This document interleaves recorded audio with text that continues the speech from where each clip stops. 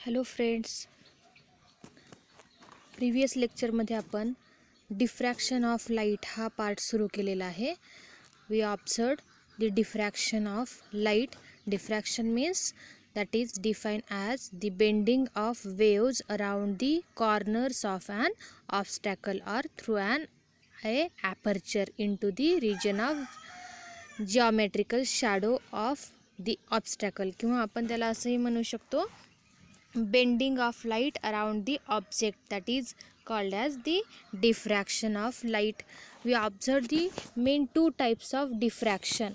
First is Fraunhofer diffraction and second is the Fresnel diffraction. Fraunhofer diffraction आणि Fresnel diffraction या दोन जे आपण टाइप्स ऑब्झर्व करतो याच्यामध्ये डिफरन्स असा होता की फ्रॉनहॉफर डिफ्रॅक्शनमध्ये जो सोर्स, प्रायमरी सोर्स जो लाईटचा आपण घेतोय, that source is placed far away from the screen where we observe the diffraction pattern.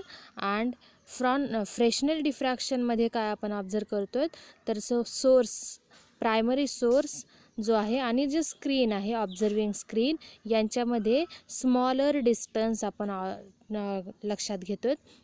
हा त्या दोन्हींमधला डिफरन्स आहे.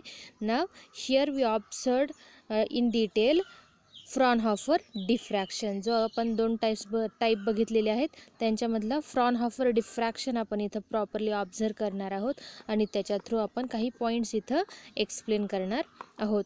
बघा, आपल्या स्क्रीनवरती एक डायग्राम दिसते, that is the setup of the Fraunhofer diffraction. हे फ्रॉनहॉफर डिफ्रॅक्शनचं सेटअप तुम्हाला इथं ऑब्झर्व होतं आहे. काय त्याच्यामध्ये बघा, डायग्राममध्ये काय काय तुम्हाला ऑब्झर्व होणार आहे. इथं आपण एक सोर्स घेतलेला आहे, मोनोक्रोमॅटिक सोर्स घेतलेला आहे एस. इथं आहे आपला मोनोक्रोमॅटिक सोर्स एस. हा जो मोनोक्रोमॅटिक सोर्स एस आहे, that monochromatic source is placed at the focus of the converging lens. हा इथं तुम्हाला जो दिसतोय that is the converging lens. हा then the source is placed, monochromatic light source आहे, that monochromatic light source is placed at the focus of that converging lens. त्यामुळे काय होतं, हा कॉन्व्हर्जिंग लेन्स जो आहे, that converging lens incident the beam, जो सोर्सकडून लाईट येणारे आहेत, that lights are fall on this converging lens and then resultant emerging beam जो असेल that consist a plane parallel rays. म्हणजे ह्या तुम्हाला इथं दिसत आहेत. जो इमर्जिंग बीम असणार आहे तर त्या इमर्जिंग बीममध्ये आपल्याला प्लेन parallel rays observe होतील. So we have, or that gives, that converging lens gives the plane wavefront. आपल्याला मग इथं काय मिळते, प्लेन वेवफ्रंट मिळणार आहे. जशी प्लेन वेवफ्रंट आपल्याला ऑब्झर्व होणार आहे, then this plane wavefront is incident on the diffracting element. ही जी प्लेन वेवफ्रंट आहे, that plane wavefront is incident on the diffracting element. तर डिफ्रॅक्टिंग एलिमेंट कोणकोणते असू शकतात, एकतर स्लिट असेल किंवा सर्क्युलर ॲपर्चरसुद्धा डिफ्रॅक्टिंग एलिमेंट म्हणून आपण यूज करू शकतो. डबल स्लिटसुद्धा आपण डिफ्रॅक्टिंग एलिमेंट म्हणून यूज करू शकतो. और mostly use that is the grating. हा डिफ्रॅक्टिंग ग्रेटिंग हा एक ॲपॅरेटस असतो की ज्याच्या थ्रू आपण लाईट डिफ्रॅक्ट करू शकतो. We also used that grating as a diffracting element. अशा आपण डिफरंट एलिमेंट्स इथं डिफ्रॅक्शन प्रोड्यूस करण्यासाठी यूज करू शकतो.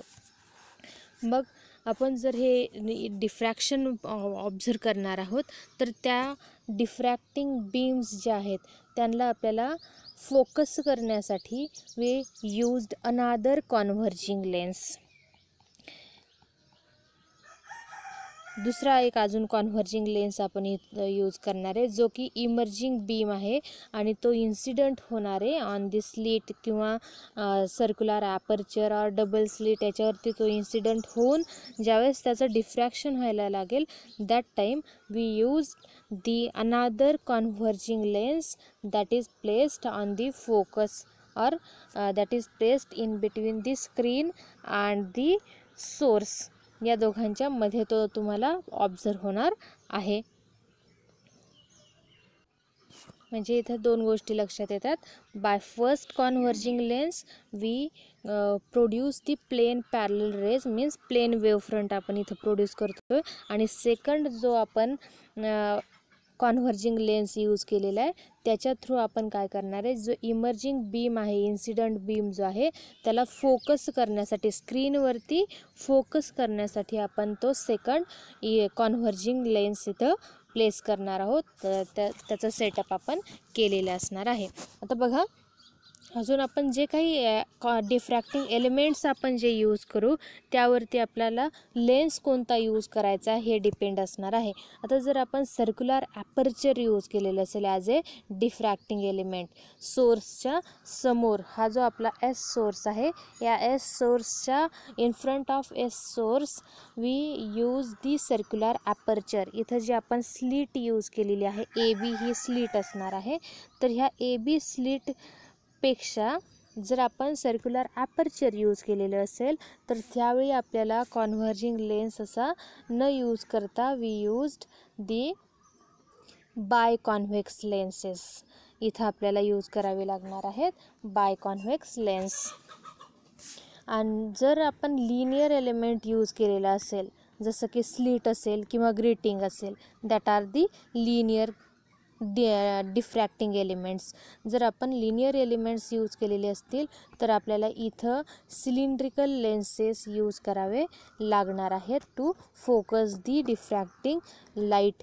डिफ्रॅक्टिंग लाईट फोकस करण्यासाठी आपल्याला सिलेंड्रिकल लेन्सेसचा यूज करावा लागणार आहे, कारण त्या सोर्सेस थ्रू आपल्याला लिनियरली इमिटिंग लाईट ऑब्झर्व होणार आहे आणि मग त्या फोकस करत असताना आपण सिलेंड्रिकल लेन्सेसचा इथं यूज करू शकतो.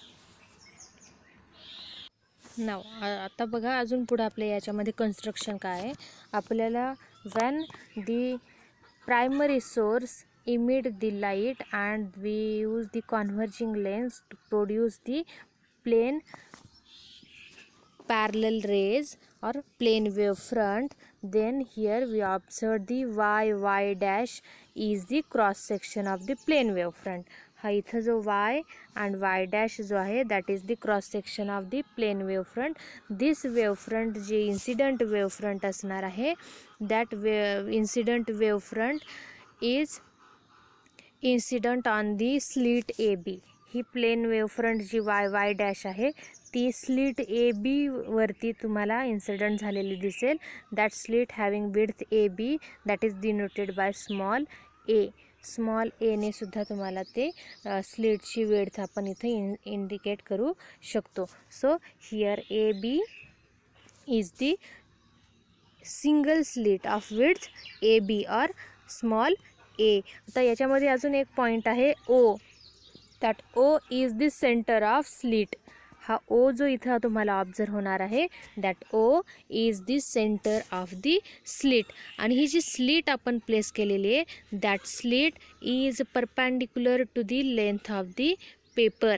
थोडक्यात ही स्लीट कशी असणार आहे, परपॅन्डिक्युलर टू दी पेपर असणार आहे.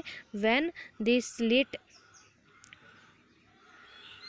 now here we are considered as such this slit is divided into number of extremely thin slits. पण असं कन्सिडर करूयात की ही जी ए बी स्लीट आहे that A B slit is divided into a number of extremely thin slits. ही पूर्ण A B जी स्लीट आहे सिंगल स्लीट आपण इथं कन्सिडर करतो. But now here we imagine that the slit, the single slit is divided into number of extremely thin slits. एकदम small अशा स्लिट्समध्ये आपण हे स्लीट डिव्हाइड केलेली असं आपण इमॅजिन करूयात. मग म्हणजेच काय होणार आहे, ज्यावेळेस ही प्लेन वेव्ह फ्रंट या स्लीटपर्यंत येईल देन ईच स्लीट जे आपण थिन स्लीट आपण इमॅजिन केलेले आहेत then this each slits element that प्रत्येक स्लीट एलिमेंट जो असणार आहे तो सेकंडरी सोर्स सारखा बिहेव करणार आहे. That each slit element becomes the secondary source of this cylindrical wave front. ज्या काही वेवफ्रंट पुढे ऑब्झर्व होणार आहेत, तर त्या प्रोड्यूस होण्यासाठीचे जो काही रिस्पॉन्सिबल पार्ट असणार आहे, that is the secondary sources. या इथून या AB जो स्लिट आहे तो स्लिट आपण इमॅजिन असं केलेलं आहे की that divided into number of extremely thin slits and that all slits becomes the secondary source. आणि याच्या थ्रू आपल्याला diffraction in all possible direction इथं ऑब्झर्व होणार आहे. ज्यावेळेस आपण इथं सिलेंड्रिकल लेन्सेस यूज करतो. सिलेंड्रिकल लेन्सेस आपण कसा यूज करणार आहे, त्या सिलेंड्रिकल लेन्सचा ॲक्सिस हा स्लिटला पॅरलली आपण प्लेस करणार आहोत. Cylindrical lens kept next to the slit converging जे आहे जो आपण स्लिट इथे यूज केलेला आहे AB, त्या स्लिटच्या नेक्स्ट लगेच किंवा in front of that slit आपण इथं नेक्स्ट सिलेंड्रिकल लेन्स इथं प्लेस केलेला आहे. त्या लेन्सचा ॲक्सिस हा स्लिटला एक्झॅक्ट पॅरलली आपण इथं प्लेस केलेला आहे. देन दी इमर्जिंग बीम जो आहे, जो कॉन्व्हर्जेस स्लिट जी कॉन्व्हर्ज करते, इमर्जिंग बीम जी तुम्हाला इथं ऑब्झर्व होणार आहे through that slit, that emerging beam is focused on the screen by that cylindrical lens. तर तो जो कॉन्व्हर्जिंग बीम असणार आहे किंवा जो इमर्जंट बीम आहे, त्या स्लिट थ्रू इमर्ज होणारा जो बीम असेल, डिफ्रॅक्टिंग बीम असणार आहे, तर that is focused on the screen by that cylindrical lens. Now here we observe the distance between source और slit and the screen.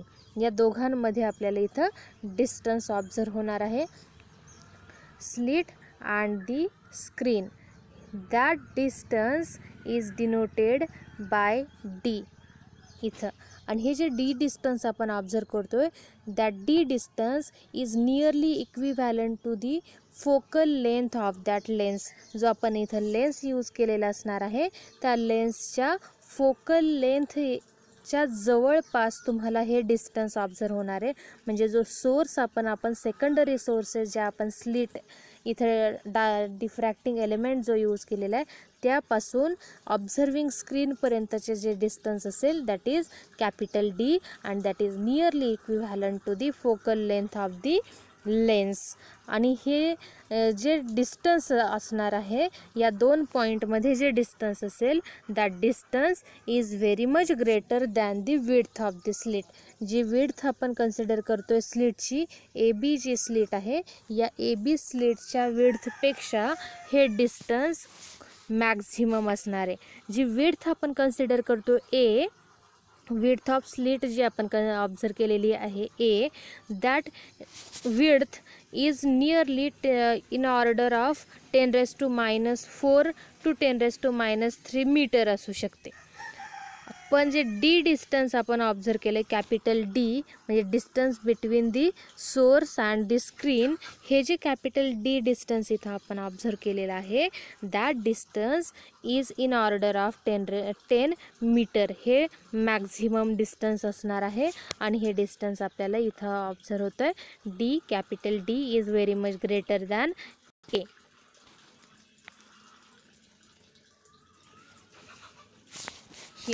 Here we observe the D is very much greater than A, कारण A काय आहे, width of the screen असणार आहे. Now आता जी आपण figure बघितलेली आहे, that is the setup of the Fraunhofer diffraction, ज्याच्यामध्ये आपण प्रायमरी सोर्ससुद्धा तिथं ऑब्झर्व केला आणि त्यानंतर जे काही डिफ्रॅक्शन ऑब्झर्व होणार आहे ते सुद्धा आपल्याला या डायग्रॅममध्ये दिसतं आहे. म्हणजे ही टोटल डायग्रॅम जी असेल, that is the shows the setup of Fraunhofer diffraction. Now we observe in detail जे काही या डिफ्रॅक्शन पॅटर्नमध्ये जो मॅक्झिमम इंटेन्सिटी ऑब्झर्व होणार आहे किंवा मिनिमम इंटेन्सिटी ऑब्झर्व होणार आहे, ते किती डिस्टन्सवरती असू शकते किंवा एक्झॅक्ट त्या डिफ्रॅक्शन पॅटर्नमध्ये त्या मॅक्झिमम आणि मिनिमम इंटेन्सिटी पॉईंटचं लोकेशन कुठं असू शकतं हे आपण नेक्स्ट पॉईंटमध्ये बघणार आहोत. नेक्स्ट पॉईंट असेल आपला याच्यामध्ये. नाव गोइंग फॉरवर्ड. बघा आपल्यासमोर डायग्रॅम दिसते एक. ही डायग्रॅम जी आहे फ्रॉनहोफर डिफ्रॅक्शन एक्सप्लेन करते, पण ही जी डायग्रॅम आहे आधीची जी आपण डायग्रॅम बघितली त्याच डायग्रॅमचा हा पार्ट असणार आहे, जो पुढे आपण फक्त डिफ्रॅक्शन रिप्रेझेंट करणारा आपण पार्ट इथे लक्षात घेतलेला आहे. या डायग्रॅममध्ये बघा आपल्याकडे ए बी ही स्लेट दिसते. ही A B slate, A B स्लेटच्या पुढचा पार्ट आपण इथे लक्षात घेतोय. ही ए बी स्लेट आहे आणि या ए बी स्लेटचा हा ओ सेंटर आहे. या ओ सेंटरच्या एक्झॅक्ट पॅरलली आपण एक पॉईंट P0 आपण याला कन्सिडर करूयात. याला PO असं म्हणूयात किंवा P0 असं म्हणूयात. हा P0 हा एक सेंटर पॉईंट आपण इथं घेतलेला आहे. तो एक्झॅक्ट त्या ओ जो पॉईंट आहे त्या ओच्या एक्झॅक्ट पॅरलली तुम्हाला ऑब्झर्व होणार आहे. म्हणजे एक्झॅक्ट स्लिटला जो सेंटर पॉईंट ओ आहे त्याच्या एकदम समोर हा स्क्रीनवरती पॉईंट असणार आहे P0. ज्यावेळेस पॅरलल रेज या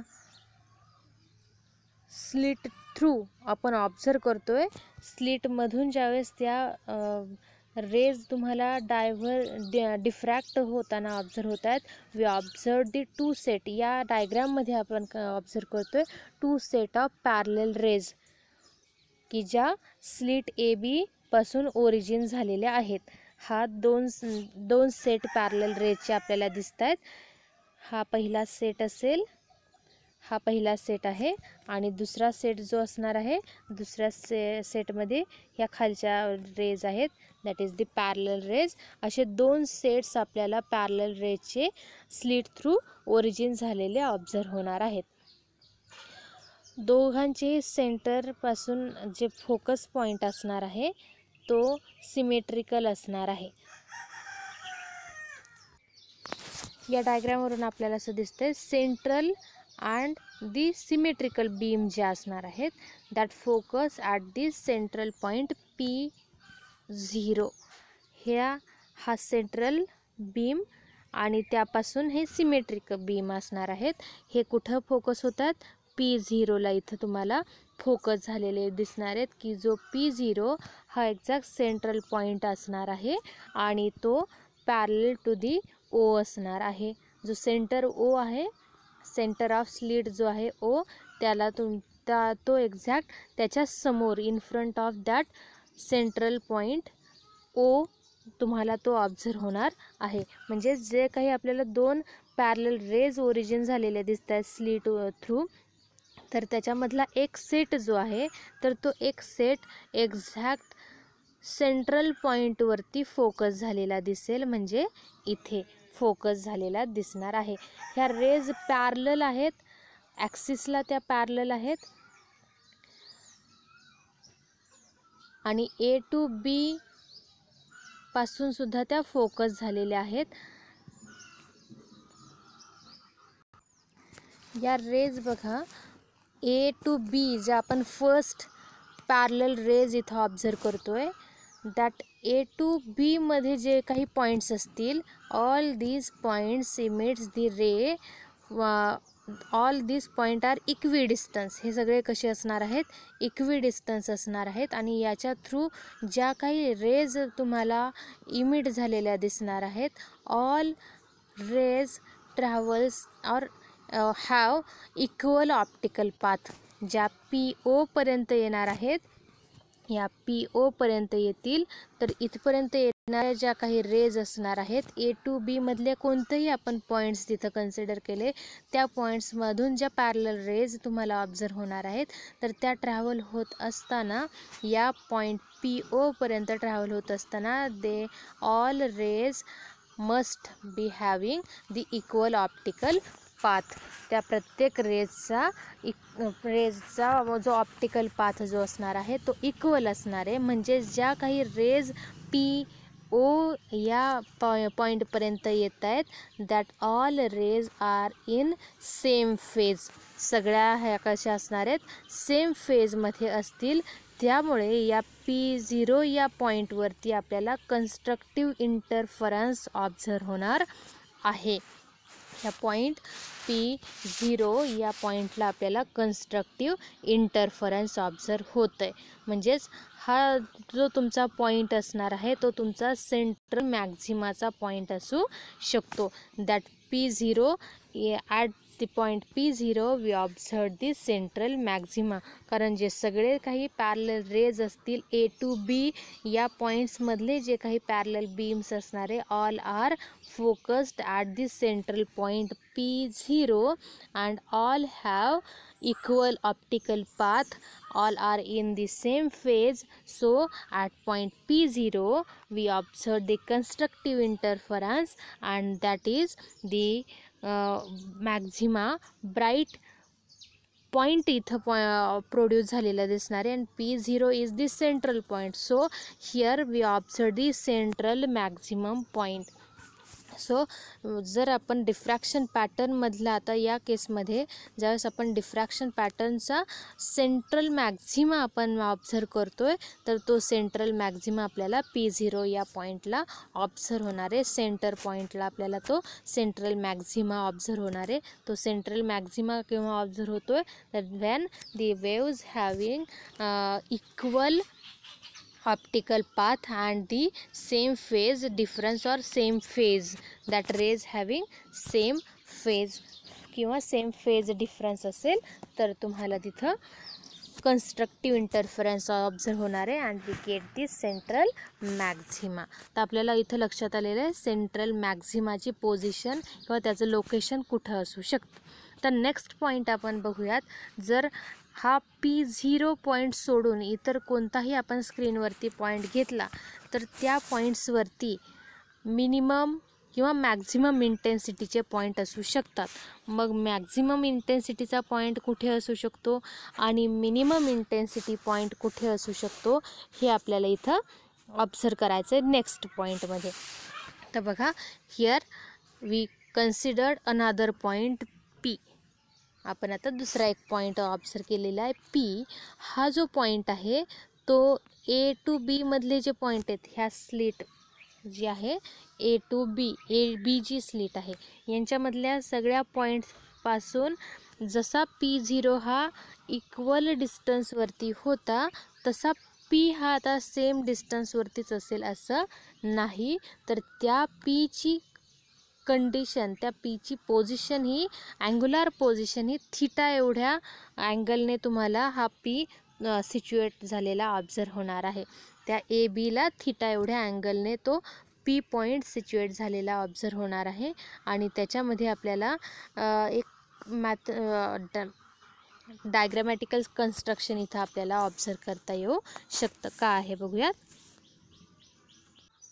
तर आपल्याला इथे काय मिळतं आहे, हा नेक्स्ट पॅरलल बीम इथं ऑब्झर्व होणार आहे. हा पॅरलल बीम असणार आहे. इथं हा पॅरलल बीम असणार आहे. तर इथं बघा, हा जो पॅरलल बीम आहे हा थिटा एवढा अँगल क्रिएट करतो आहे. म्हणजेच याच्या थ्रू हा पॅरलल बीम आपल्याला एकत्र फोकस झालेला ऑब्झर्व होणार आहे P पॉईंटवरती. या P पॉईंटवरती ज्यावेळेस तो फोकस होतो आहे त्यावेळेस हा थिटा एवढा अँगल तिथं प्रोड्यूस करणार आहे. तर मग इथं जो काही ऑप्टिकल पाथ असणार आहे या रेजच्या A to C, हा इथं A to C पॉईंट दिसतो A अँड दिस C.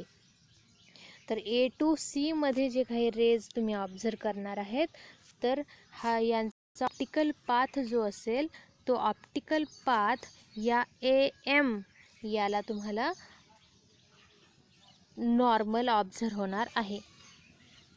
हा AC जो पॉईंट दिसतोय that AC is normal to AM. या AMला AC तुम्हाला नॉर्मल ऑब्झर्व होणार आहे. म्हणजेच थोडक्यात काय आपण म्हणूयात, if P at angular position theta, the optical path of the rays from A to C till point P equal as AC. and is that AC is normal to AM.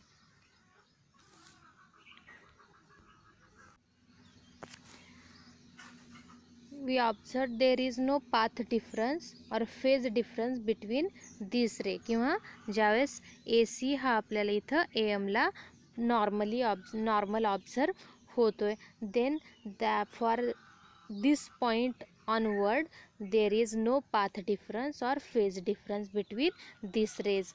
म्हणजेच काय होईल, path of rays between AB and AC हा AB आणि AC जो आहे AB आणि AC या जे तुम्ही ऑब्झर्व करताय तर यांचा पाथ या रेजचा जो काही path of rays between that AB and AC are responsible for the net path difference किंवा फेज डिफरन्स याच्यासाठी हे तुम्हाला रेज रिस्पॉन्सिबल असलेले दिसतील की जे पी पॉईंटपर्यंत आपल्याला ऑब्झर्व होत आहेत. ॲट पॉईंट पी वरती जे काही ऑब्झर्व होणार आहे तर यांचा पाथ डिफरन्स आणि फेज डिफरन्स जे असेल तर तो कशावरती डिपेंड असेल तर that is depend on the rays or path of the rays between A B and A C यांच्यावरती तिथं आपल्याला path difference and phase difference depend असलेलं दिसणार आहे.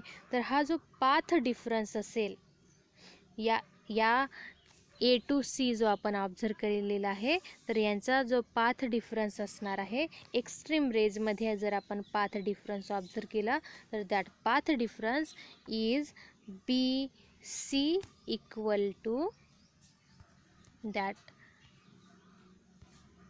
that path difference is equal to BC is equivalent to A sin of theta. That is equivalent to BC. The path difference between extreme rays is BC equal to A sin of theta and that is equivalent to the lambda. हा कर्णाचे equivalent असणार आहे, लॅम्बडाच्या equivalent असणार आहे. तर आपण एक असा एक मिड पॉईंट इथं कन्सिडर करूयात. कोणाचा तर ए सीचा. हा आपला ए सी आहे. या ए सीचा आपण एक मिड पॉईंट के इथं कन्सिडर केलेला आहे. जसा ए बीचा ओ मिड पॉईंट आहे तसा ए सीचा आपण के हा मिड पॉईंट इथं कन्सिडर केला आहे. मग जर के आपण इथं मिड पॉईंट कन्सिडर करतोय तर ओके सुद्धा आपल्याला इथं डिस्टन्स मिळणार आहे. ओके हे डिस्टन्स कसं असेल तर बी सीच्या निम्म असणार आहे. ओके हे इथं दिसतंय डिस्टन्स आणि बी सी हे इथं डिस्टन्स असणार आहे. हे बघा ओके के हे इथं डिस्टन्स आहे आणि बी सी हे इथं डिस्टन्स असणार आहे. This okay distance is half of the B C. म्हणजेच तुम्हाला काय इथं रिलेशन मिळणार आहे, okay is equivalent to lambda by 2. Okay काय असणार आहे तुमचा लॅम्बडा बाय 2 कारण बी सी तुमचा आहे लॅम्बडा. बी सी हा इक्वल टू लॅम्बडा आहे त्यामुळे ओके जो असणार आहे तो असेल lambda by 2 half of the wavelength तुम्हाला तिथं ऑब्झर्व होणार आहे. म्हणजेच आपल्याला ए पी हा जो रे आहे आणि ओ पी हा जो रे असणार आहे कुठला ए टू पी आणि ओ टू पी हे जे रे ट्रॅव्हल होतील then we observe the path difference between A P and O P is lambda by 2 असा तुम्हाला तिथं पाथ डिफरन्स ऑब्झर्व होणार आहे. आणि त्यामुळे या पी पॉईंटवरती आपल्याला डिस्ट्रक्टिव्ह इंटरफरन्स प्रोड्यूस झालेला ऑब्झर्व होणार आहे because path difference is lambda by 2 आणि so at point P this rays AP and OP produce the destructive interference at P. तर आपण अजून एक इथं कन्सिडर करूयात ना. We consider any pair of the point equidistance respective from A and O.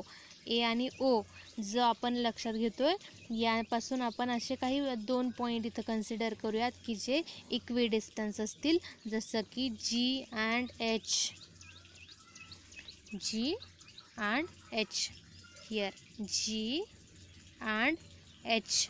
These 2 points are equidistant from O, and the distance or the separation of the slit. आता इथे जर आपण G and H इथे आता लक्षात घेतोय point की जे O पासून इक्विडिस्टन्स आहेत, तर या वेळेस आपल्याला अजून एक लक्षात येणार आहे की जी स्लिट आपण इथं ऑब्झर्व केलेली आहे, तर त्या स्लिट जर आपण सेपरेशन जर इथे लक्षात घेतलं, तर या ओ पॉईंटपासून सेपरेशन होणार आहे स्लिटचं a/2 कारण टोटल स्लिटची विड्थ आहे ए, आणि ओ टू ए और ओ टू बी असं सेपरेशन जर आपण स्लिट्स लक्षात घेतलं, देन वी ऑब्झर्व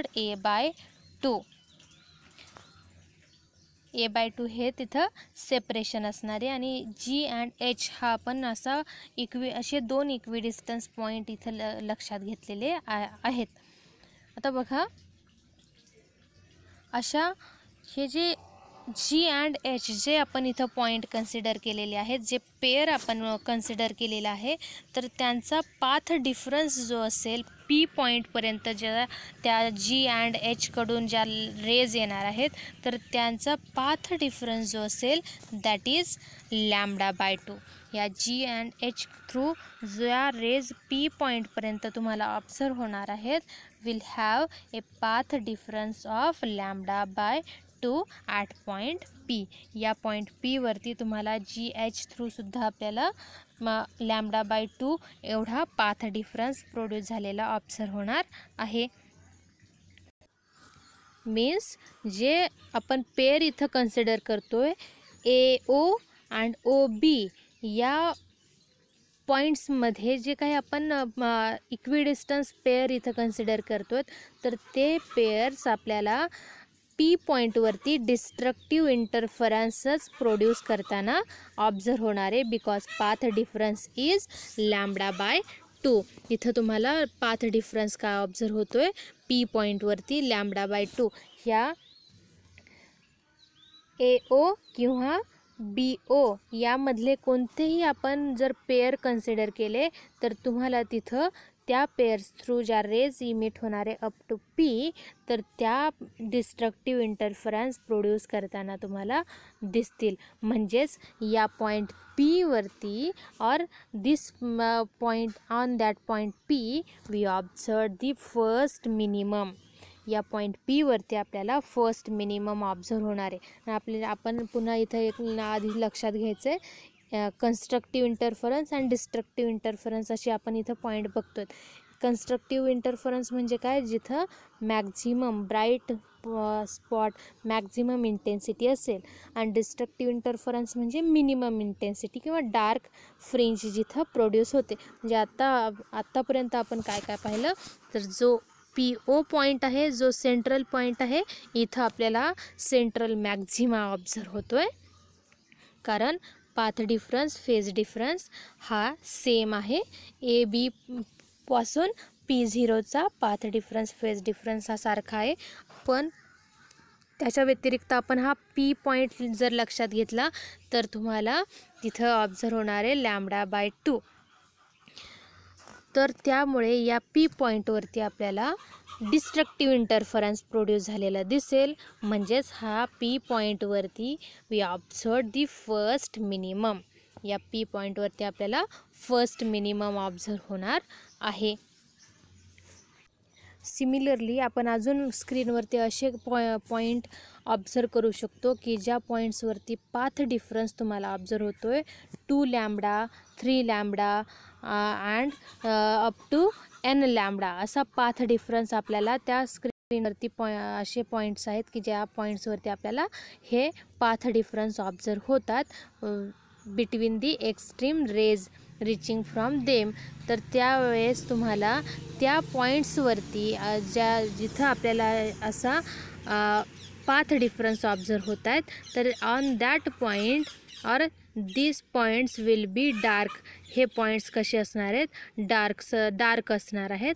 म्हणजेच we observed the dark fringes and at that points we observe the positions of the dark fringes. म्हणजे ज्यावेळेस आपण path difference 2 lambda 3 lambda up to n lambda असं ऑब्झर्व करतोय, on such points we observe the dark fringes. Means या पॉईंट्सवरती आपल्याला इथं dark fringes observe होणार आहेत. तशाच पद्धतीने आपण P0च्या अपोजिट जर साईड लक्षात घेतली, ही आपली Pच्या वरची साईड होती, P0च्या वरची साईड होती की जिथं आपल्याला 2 lambda 3 lambda up to n lambda असे पाथ डिफरन्स असणाऱ्या पॉईंट्सवरती डार्क फ्रिंजेस ऑब्झर्व व्हायला लागलेले आहेत. आता याच्या अपोजिट साईड जर आपण इथं लक्षात घेतली तर या अदर साईडला सुद्धा हेच लॉजिक ॲप्लिकेबल असणार आहे आणि त्यामुळे इथं आपल्याला मिनिमा जो प्रोड्यूस होतो आहे त्या मिनिमाचं लोकेशन इथं एक्सप्लेन करता येणार आहे. At the location of nth minima the path difference between the extreme rays तुम्हाला जर ऑब्झर्व करता आले तर ते तुमचे काय असणार आहेत, the path difference between the extreme rays असणार आहे a sine of plus minus n lambda.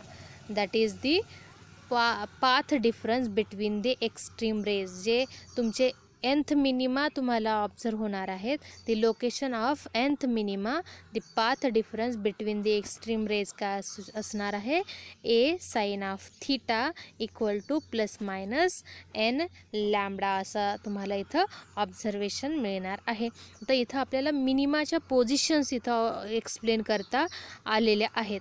म्हणजेच जर P0 व्यतिरिक्त आपण पॉईंट लक्षात घेतो आहे आणि पाथ डिफरन्स हा 2 लॅम्बडा 3 लॅम्बडा n लॅम्बडा अशा पद्धतीने असेल तर आपल्याला इथं डार्क फ्रिंजेस ऑब्झर्व होणार आहे, म्हणजे मिनिमाज ऑब्झर्व होणार आहेत. तर nth मिनिमा जे आहेत तर तिथं तुम्हाला पाथ डिफरन्स हे ऑब्झर्व होऊ शकतात, a sine of theta equal to plus minus n lambda अशा पद्धतीने तुम्हाला तिथं पाथ डिफरन्स ऑब्झर्व होईल. मग मॅक्झिमा जे ऑब्झर्व होणार आहेत ते कसे, we observe the central maxima at P0.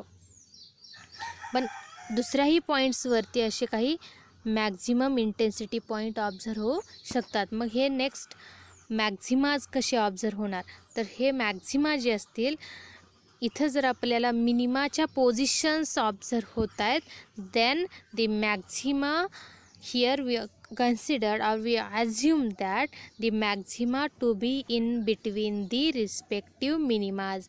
जे मिनिमाज आपल्याला ऑब्झर्व होत आहेत त्यांच्यामध्ये तुम्हाला मॅक्झिमाच्या पोझिशन्स ऑब्झर्व होणार आहेत आणि ते पाथ डिफरन्स यावेळी आपल्याला बदललेला दिसेल मॅक्झिमासाठी. And the path difference between the extreme rays at the nth maxima जो असेल that is a sine of theta equal to plus minus n plus half into lambda. इथं मॅक्झिमाच्या पाथ डिफरन्स तुम्हाला बदललेला दिसणार आहे.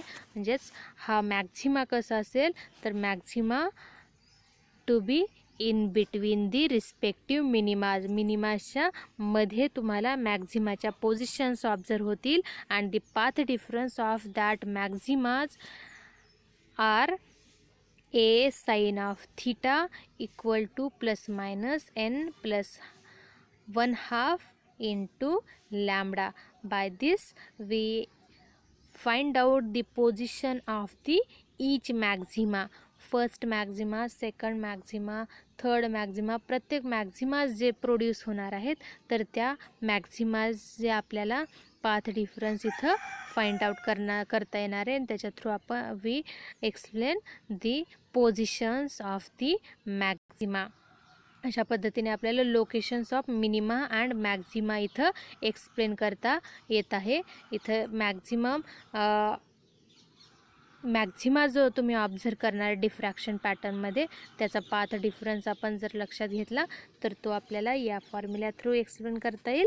A sine of theta equal to n plus 1/2 lambda. आणि minima जो तुम्ही ऑब्झर्व करताय पाथ डिफरन्स जो एक्स्ट्रीम रेजमध्ये ऑब्झर्व होतो that is a sine of theta equal to n lambda असा असणार आहे.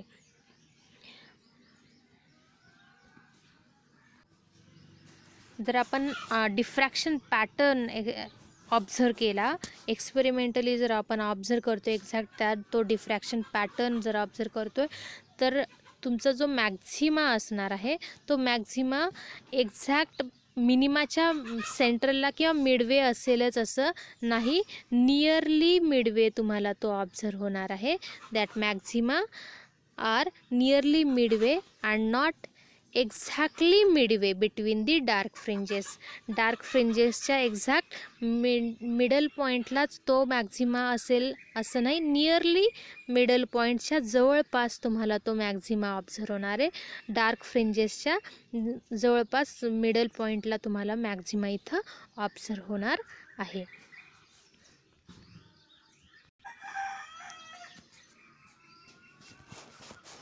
ना या पॉईंटमध्ये आपण लोकेशन्स इथं लक्षात घेतलेले आहेत. जो डिफ्रॅक्शन पॅटर्न ऑब्झर्व होईल तर त्याच्यामध्ये मॅक्झिमा आणि मिनिमा यांच्या लोकेशन्स काय असू शकतात त्या लोकेशन्स आपण इथं ऑब्झर्व केलेल्या आहेत. ते पाथ डिफरन्सवरून आपण ते ऑब्झर्व केलेलं आहे. आता नेक्स्ट लेक्चर्समध्ये आपण इथं ऑब्झर्व करणार आहेत distance of minima and Maxima from the central bright point. जो सेंट्रल ब्राईट पॉईंट आहे त्या सेंट्रल ब्राईट पॉईंटपासून मॅक्झिमा आणि मिनिमाचे डिस्टन्सेस किती असू शकतात हे आपल्याला नेक्स्ट लेक्चरमध्ये ऑब्झर्व करायचं आहे. So thank you friends.